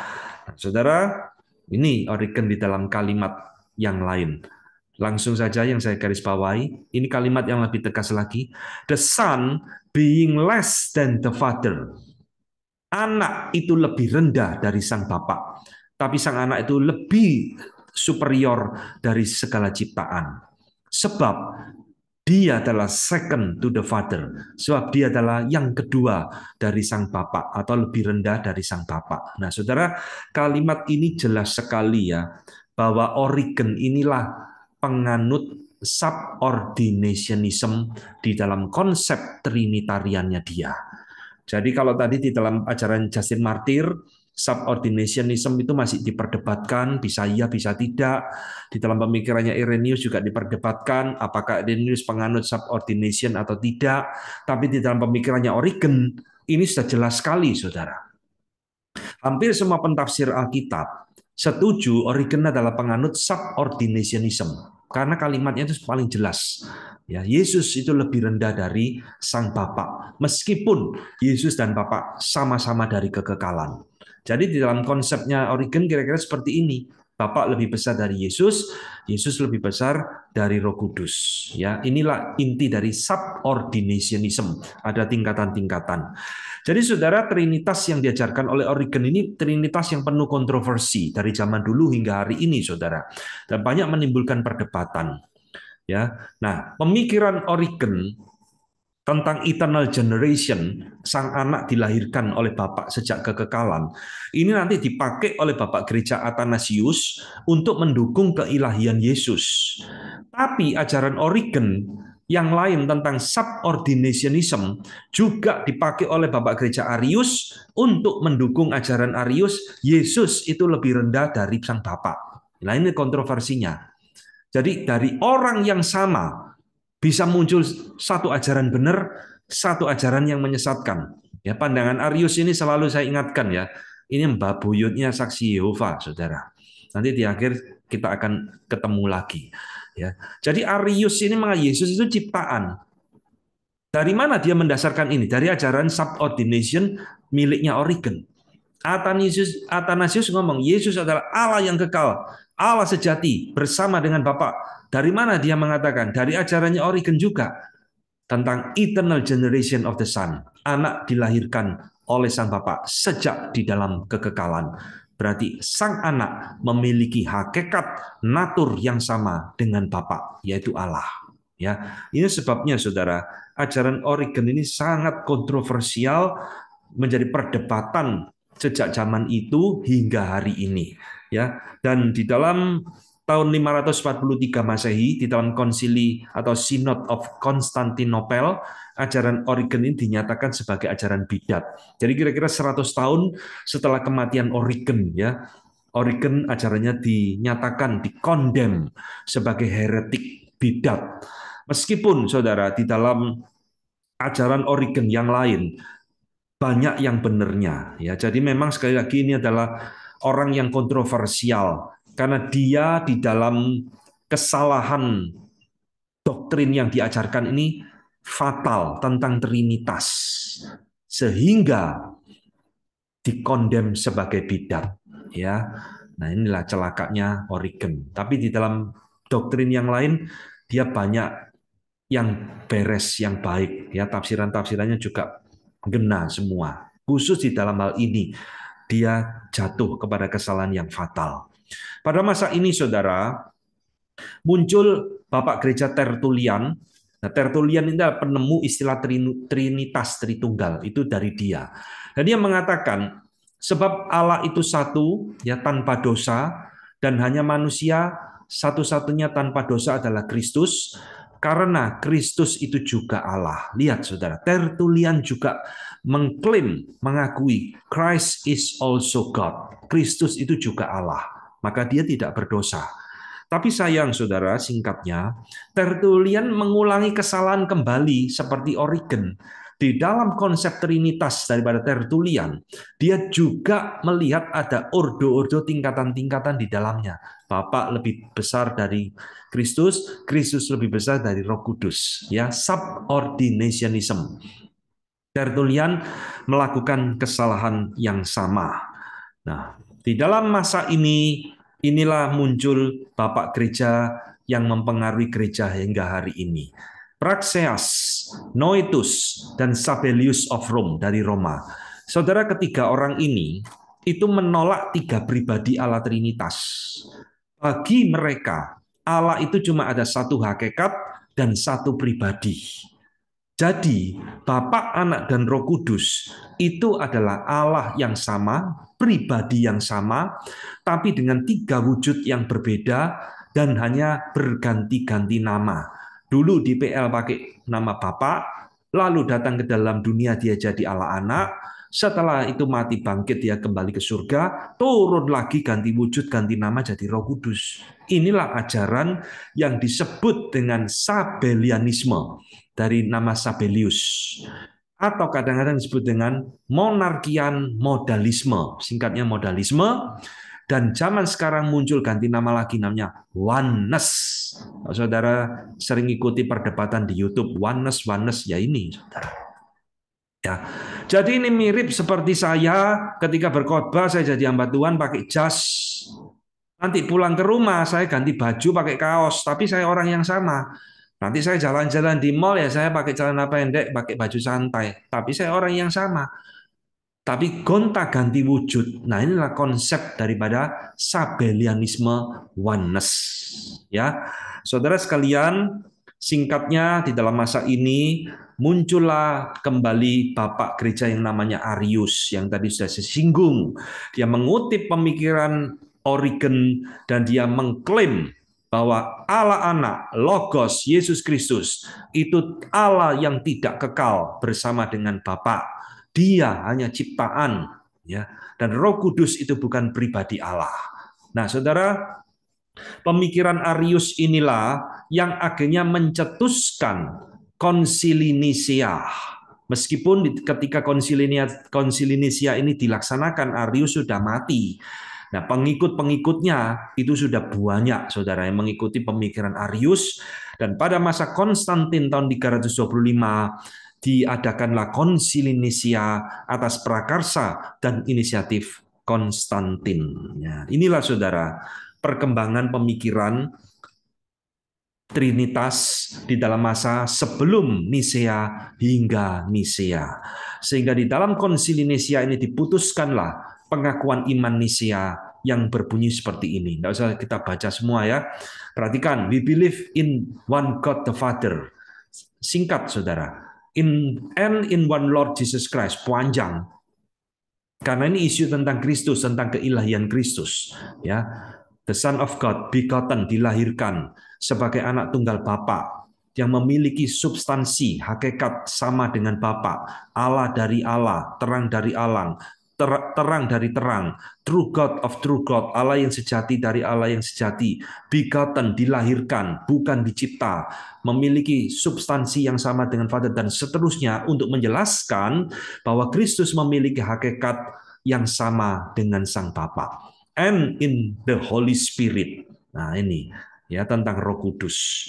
Nah, saudara, Konsili Nisea ini akhirnya disempurnakan kembali di dalam Konsili Konstantinopel tahun 381. Jadi ada jeda kira-kira 60 tahun. Disempurnakan di dalam khususnya tentang Roh Kudusnya. Sehingga akhirnya Konsili Nisea dan Konsili Konstantinopel ini digabung disebut sebagai pengakuan iman Nisin, ya, Nisea Konstantinopel, Nisin. Ya, inilah yang dipegang oleh gereja sejati sepanjang zaman. Konsili Nisea dan Konsili Konstantin. Dan di dalam Konsili Konstantin inilah dicetuskan tentang Roh Kudus itu keluar pribadinya dari Bapa dan Anak, filioque, yang tadi saya sebutkan di depan. Jadi saudara, selain Nisin, pengakuan iman ini, ada pengakuan iman Athanasius yang juga menegaskan tentang Trinitas. Ya, sayangnya saudara, dalam banyak gereja sekarang, pengakuan Nisea, pengakuan Konstantin, pengakuan Athanasius ini tidak pernah lagi diikrarkan. Padahal ini boleh juga dan baik dan penting. Ya, kita di dalam gereja terus hanya mengikrarkan pengakuan iman rasuli. Kita pikir pengakuan iman kita cuma iman rasuli tok itu. Tidak. Ya, ada baiknya di dalam momen-momen tertentu, Paskah, Natal dan sebagainya, kita mengikrarkan dan membacakan pengakuan iman Nisea, membacakan pengakuan iman Athanasius, supaya kita mengerti, saudara, ini adalah doktrin ini, pengakuan iman ini dilahirkan dari pergumulan yang panjang. Ya, kita itu sekarang menikmati. Nah, sekarang saya akan jelaskan, meskipun setelah diadakan Konsili Nisea, Konsili Konstantin, ya, bidat-bidat tentang Trinitas ini tidak berhenti, loh, saudara. Jangan pikir ya, setelah Nisea dicetuskan, setelah Nisin dicetuskan, lalu bidat Trinitas stop. Tidak, tetap ada. Tapi kita tidak ada waktu untuk membahasnya. Tetap bermunculan kelompok-kelompok penganut Arius, ya, Arianisme muncul dengan berbagai modifikasi dan sebagainya. Dan hingga hari ini, kalau saudara mengikuti di YouTube itu penuh dengan bidat Trinitas, saudara. Maka saya selalu mengatakan, ya, hati-hati melihat YouTube. Kalau saudara tidak memiliki background teologi yang kuat, hati-hati. Di situ banyak orang-orang anti-trinitarian yang muncul di YouTube. Maka kita membuat konten atau materi hari ini untuk menjelaskan. Ya, jadi saudara, apa yang dapat kita simpulkan sampai di sini? Pertama, saya ingin menegaskan kembali, saudara. Ini kesimpulan-kesimpulan penting ya, perhatikan baik-baik. Sejak gereja mula-mula, Trinitarian adalah pandangan umum bapak-bapak gereja. Meskipun kita harus ngakui, pemikiran mereka itu kabur, saudara. Belum matang, belum sempurna. Sebelum Nisea ya, sebelum Nisen. Mereka sudah berpikir tentang kemajemukan Allah. Meskipun belum sempurna. Ini tadi saya jelaskan. Masa post-apostolic age, masa Greek apologist, masa old Catholic age, semua itu berbicara tentang kemajemukan Allah. Meskipun kadang-kadang keliru, bahkan menyesatkan kepada subordinationism. Ya, tetapi kemajemukan Allah itu sudah ada di dalam pikiran mereka. Kedua, yang kita simpulkan, saya ingin menegaskan, saudara, tidak benar bila ajaran modalisme, ajaran sabellianisme, atau sekarang dengan ketren dengan nama oneness ini adalah pandangan bapak-bapak gereja mula-mula. Jadi ada teolog-teolog entah dari barat atau dari Indonesia yang ngomong asal asal mula pandangan bapak-bapak gereja itu adalah oneness, lalu berubah jadi trinitarian. Ini ngaco, saudara. Tadi saya sudah menunjukkan masa sesudah para rasul, ya. Pandangan Irenaeus, pandangan Clement of Rome, Ignatius, Polycarpus dan sebagainya, itu semua menunjuk kepada trinitarian, bukan modalisme, bukan sabellianisme, bukan oneness. Mereka ini hanya pandangan minoritas, saudara, oneness, yang tadi muncul di dalam diri Praxeas, Noetus, dan Sabellius dari Rom. Dan akhirnya juga ditolak oleh Konsili Nisea. Saya menemukan satu buku ditulis oleh seorang bernama David Bernard. David Bernard ini penganut oneness, saudara. Dia mengatakan Clement, Ignatius, Polycarpus, dan Hermas tidak menjabarkan Allah sebagai Trinitas atau sebagai tiga pribadi. Mereka juga tidak menggunakan istilah-istilah Trinitarian. Beberapa dari kalimat-kalimat mereka tidak cocok dengan konsep Trinitarian, ya, yang kuno dan modern, dan banyak pemikiran mereka. Nah, ini mirip seperti ajaran oneness seperti hari ini.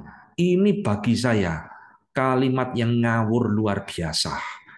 Ya, tadi saya ngomong panjang lebar menunjukkan saudara dari masa post apostolic age sampai barusan ini. Semua bapak-bapak gereja adalah trinitarian di dalam pemikiran mereka.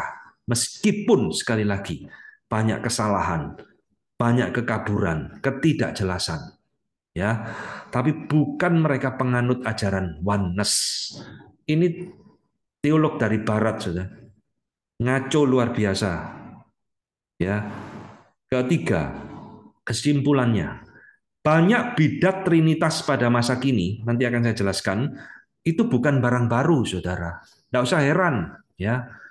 Itu produk lama yang diberi kemasan yang baru, bungkusnya baru, namanya baru, tapi isinya ya sama saja. Dari zaman kesalahan-kesalahan bapak-bapak gereja itu muncul kembali dengan nama dan kemasan yang baru. Ya, ini kesimpulan ketiga. Nah, kesimpulan keempat, saya akan menjawab pertanyaan kita di depan tadi. Betulkah Trinitarian ini ciptaannya Konstantin, ciptaannya Konsili Nisea? Saudara, saya tadi menjelaskan panjang lebar itu tujuannya apa? Tujuannya untuk membukakan wawasan kepada saudara semua bahwa sejak pada masa sesudah para rasul hingga sebelum Nisea, bapak-bapak gereja itu sudah berusaha merumuskan tentang Trinitas, meskipun banyak kegagalan, banyak kesalahan. Ya. Sehingga ngawur sekali, saudara, kalau ada orang yang mengatakan konsep Trinitarian tidak ada di dalam Alkitab, itu produknya Konstantin, itu akal-akalannya Konstantin, itu hasil konsili Nisea. Tadi saya sudah menjelaskan panjang lebar pemikiran bapak-bapak gereja.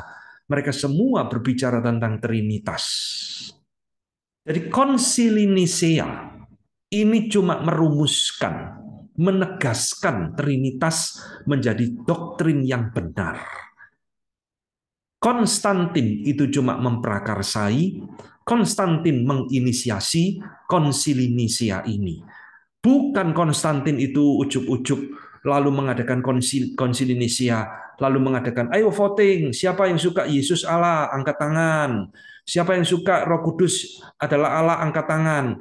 Itu pikiran orang naif, saudara. Orang-orang di agama seberang mengatakan seperti itu. Oh, konsili Nisia itu isinya cuma voting.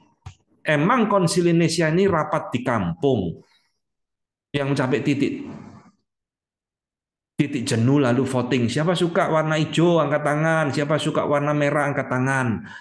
Ini argumentasi yang konyol luar biasa, menggelikan luar biasa, saudara. Trinitas itu adalah hasil pemikiran dari bapak-bapak gereja. Konsili Nicea hanya merumuskan dan menegaskan doktrin Trinitas. Berikan satu kutipan ya dari Nathan Bosnitz. Dia mengatakan sangat penting untuk menegaskan bahwa patriotistic evidence, bukti-bukti bapak-bapak gereja yang dia sebutkan di atas, seperti yang saya juga jelaskan ini saudara, sejak masa ante-Nicene period, sebelum masa Nicea di dalam sejarah gereja, jauh sebelum Konstantin lahir, dan sebelum jauh dari konsili Nicea diadakan, mereka sudah memikirkan tentang Trinitas. Maka jelaslah bahwa konsili dan kredo daripada abad keempat, yaitu Nicea ini, tidak menemukan atau bukan pencipta doktrin Trinitas. Mereka, ya, konsili Nicea ini hanya menegaskan, affirm, dan articulate, merumuskan ulang apa yang telah ditegaskan di dalam Alkitab dan yang diajarkan oleh pemimpin-pemimpin Kristen atau bapak-bapak gereja pada masa generasi sebelum Nicea. Ini yang benar, saudara. Jadi doktrin Trinitas bukan ujuk-ujuk Konstantin kengangguran lalu mengadakan Nicea menciptakan doktrin Trinitas. Ini konyol. Ya. Orang-orang yang ngomong seperti ini menurut saya perlu membaca banyak buku sejarah lebih baik. Jangan asal kutip Dan Brown yang ngomong tadi di depan konsili Nicea itu voting ya. Dan Brown itu siapa, saudara? Dia bukan teolog, dia hanya novelis. Omongannya kok dipercaya. Nah, kesimpulannya, saudara, kenapa kok Konstantin, kok gereja-gereja pada masa itu baru mengadakan konsili Nicea 300 tahun setelah Yesus mati dan bangkit, gereja berdiri, baru 300 tahun mengadakan konsili Nicea. Kok lama banget? Ya, kenapa kok menunggu sekian lama? Tadi di depan saya jelaskan, saudara, karena gereja sebelum pada masa Konstantin itu mengalami penganiayaan dahsyat luar biasa. Tidak ada waktu, saudara, mau mengadakan konsili. Mereka itu kejar-kejar mau dibunuh. Boro-boro mengadakan konsili. Nyawa mereka itu dalam ancaman penganiayaan yang luar biasa. Justru ketika Konstantin menjadi kaisar, barulah persekusi, penganiayaan itu berhenti, kekristenan tenang, barulah diadakan konsili Nicea. Dan konsili Nicea ini saudara harus tahu, ini konsili pertama dari Seven Economical Council, ya. Dan ada 7 konsili economical ya, oikumene, yang dicetuskan sepanjang 325 sampai 787. Termasuk ada konsili Chalcedon 451, konsili Konstantinopel 381, nanti konsili Konstantinopel kedua dan seterusnya, dan diakhiri juga di kota Nicea yang sama tahun 787. Ini 7 economical council ya, yang diadakan oleh gereja, terus konsili-konsili. Nicea ini yang pertama, mencetuskan tentang Tritunggal. Jadi ini jawabannya, saudara. Kenapa kok lama nunggu 300 tahun? Karena gereja mengalami penganiayaan. Ya, jadi sampai di sini saya harap saudara sekarang jelas. Tritunggal ini bukan akal-akalannya Konstantin, bukan ciptaannya Nicea. Nicea ini merumuskan dan menegaskan ulang apa yang sudah dipikirkan ratusan tahun sebelumnya tentang Trinitas. Membereskan apa yang keliru yang dipikirkan oleh bapak-bapak gereja. Tidak ada lagi subordinationism. Bapa, Anak, dan Roh Kudus itu setara. Tidak ada lagi ajaran modalisme. Tidak ada lagi ajaran Arius. Itu yang dipegang oleh gereja yang sejati sepanjang zaman hingga hari ini. Ya, nah sekarang saya akan akhiri dengan mengajak saudara belajar tentang bidat-bidat Trinitas pada masa sekarang. Ya, pertama, triteisme. Saudara, triteisme ini muncul pada masa post-Nisin, sesudah Konsili Nisea dan Konsili Konstantinopel. Dicetuskan oleh Bapak Gereja John Philophonus tahun 490. Ya, kita tidak membahas ini secara detail supaya saudara tahu aja. Sesudah Nisea, bidat Trinitas tidak berhenti. Muncul triteisme seperti namanya mengajarkan kekristenan percaya tiga Tuhan. Bapa, Anak, dan Roh Kudus itu tiga Allah yang berbeda. Triteisme. Nah, bidat ini, saudara, sekarang muncul lagi di dalam abad ke-20 di dalam gereja Mormon. Saudara tahu Mormon itu adalah penganut triteis. Bapa, Anak, dan Roh Kudus itu tiga Allah yang berbeda. Ya, persis ajaran John Philophonus, triteisme. Subordinationism yang tadi dipegang oleh Origen, Tertullian, pokoknya Tritunggal yang keliru ya, itu muncul lagi kembali di dalam abad ini di dalam diri saksi Yehova. Ya, jadi saksi Yehova kalau kita golongkan bisa menjadi subordinationism, Bapak lebih besar, lebih tinggi dari sang anak. Modalistik monarkianisme, Sabellianism atau oneness yang tadi diajarkan oleh Sabellius dan kawan-kawan. Ini muncul kembali di abad ke-20, dipegang oleh sebagian gereja Pentakostalisme dan karismatik. Ini penganutnya oneness. Saya katakan sebagian besar, ya saudara, saya tidak berani ngomong semua. Karena mungkin ada gereja Pentakosta, denominasi Pentakosta karismatik, yang mulai sadar keliru ajaran oneness ini. Dan sekarang mulai memegang Trinitarian yang benar. Tetapi sebagian besar gereja denominasi Pentakostalisme dan karismatik adalah penganut oneness. Jadi Bapa, Anak, dan Roh Kudus itu adalah Allah atau pribadi yang sama. Cuma gonta-ganti nama. Nah, itulah sebabnya beberapa gereja Pentakostalisme dan karismatik yang ekstrim tidak membaptis di dalam nama Allah Tritunggal, tetapi membaptis di dalam nama Yesus Kristus. Atau mereka melakukan baptisan di dalam nama Allah Tritunggal, tapi diakhiri dengan kalimat yaitu Yesus Kristus. Nah, ini saya temukan di dalam banyak surat-surat baptisan ya. Membaptis kamu dalam nama Bapa, Anak, dan Roh Kudus. Mestinya berhenti sampai di situ kan. Lalu belakangnya koma yaitu Yesus Kristus. Nah ini saudara, ini oneness. Berarti Bapa adalah Yesus, anak-anak Allah anak adalah Yesus, ini benar ya. Roh Kudus juga Yesus. Semua Yesus itu. Ini ajaran oneness. Ya, sebagian besar Pentakostalisme karismatik adalah penganut oneness. Nah, David Bernard, seorang penganut oneness mengatakan, singkatnya, gelar Bapa, Anak, dan Roh Kudus menggambarkan peran Allah yang bermacam-macam dan pekerjaannya. Jadi ini saudara, tetapi mereka, Bapa, Anak, dan Roh Kudus itu tidak mencerminkan ketigaan di dalam natur Allah. Tidak ada. Karena itu pribadi yang sama. Hanya gonta-ganti peran, gonta-ganti wujud, gonta-ganti nama. Itu ajaran oneness tentang Tritunggal. Ya. Nah, keempat, bidat Tritunggal masa kini itu disebut Unitarian atau Sosianisme. Nah, ini saudara muncul agak lama ya, abad ke-16 ya, nggak lama-lama sekali, 500 tahun lalu di dalam masa reformasi, saudara. Dicetuskan oleh Faustus Sosinus, maka ajarannya disebutkan Socinianism. Ini banyak di negara Polandia karena setelah diusir dari Jenewa oleh Calvin, mereka melarikan diri ke Polandia, ya, tumbuh subur di sana, Sosianisme.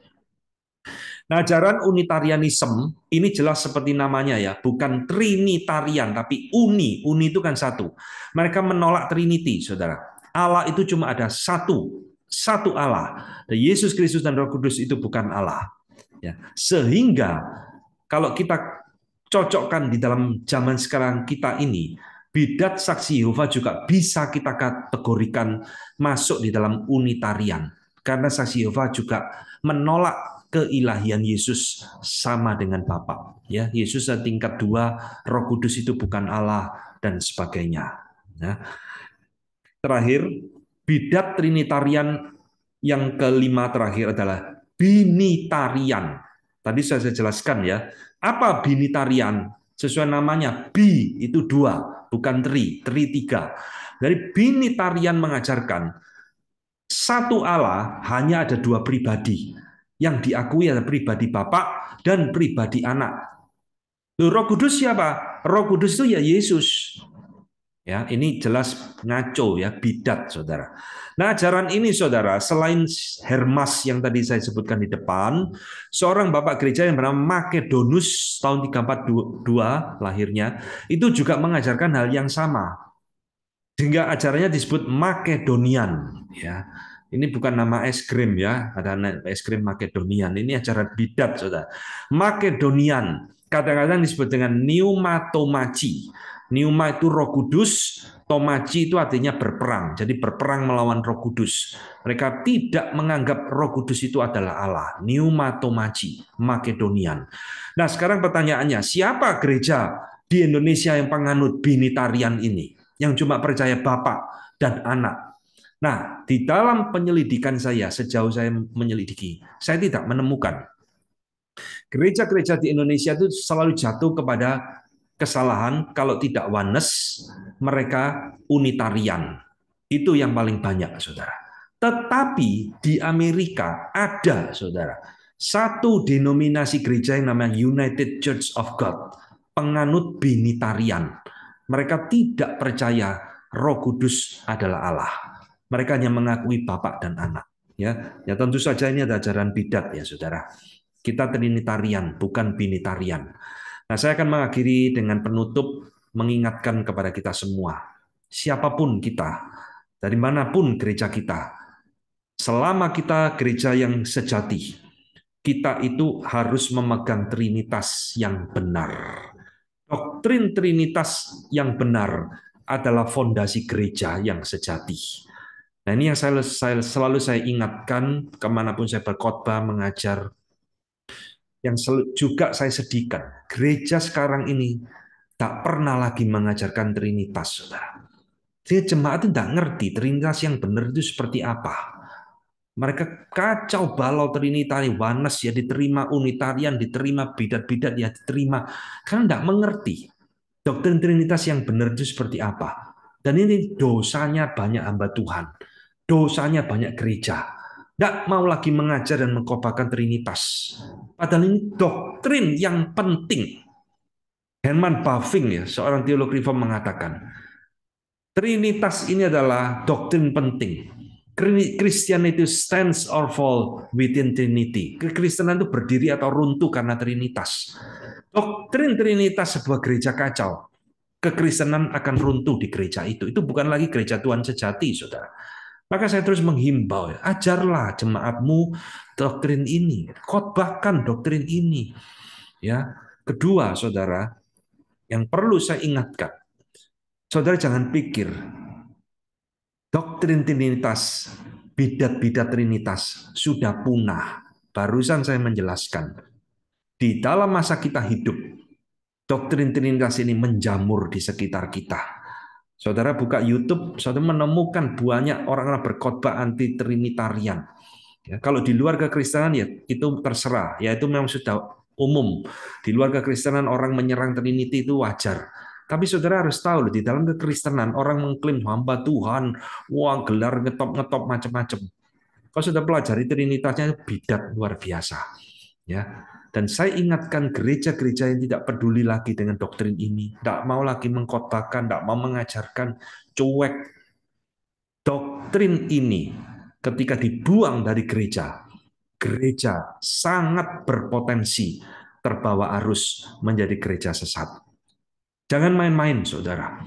Ya, ini doktrin penting yang harus terus diajarkan supaya generasi demi generasi anak cucu kita terus mengenal doktrin Trinitas dengan benar di dalam iman mereka.